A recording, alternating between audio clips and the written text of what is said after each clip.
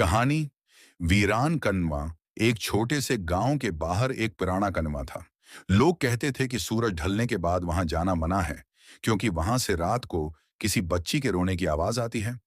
एक रात दो दोस्त अली और हमजा सच जानने के लिए कनवे के पास पहुंच गए।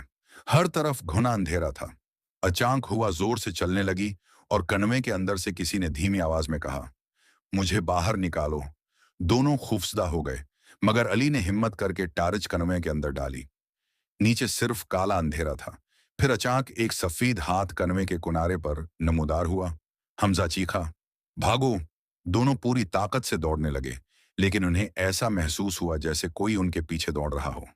जब वो गांव पहुंचे तो पीछे मुड़कर देखा, वहां कोई नहीं था। अगली सुबह वो दोबारा कनवे पर गए। हैरत की बात यह थी कि कनवा तो बरसों पहले मिट्टी से भर दिया गया था। फिर कल रात वो किस जगह खड़े थे?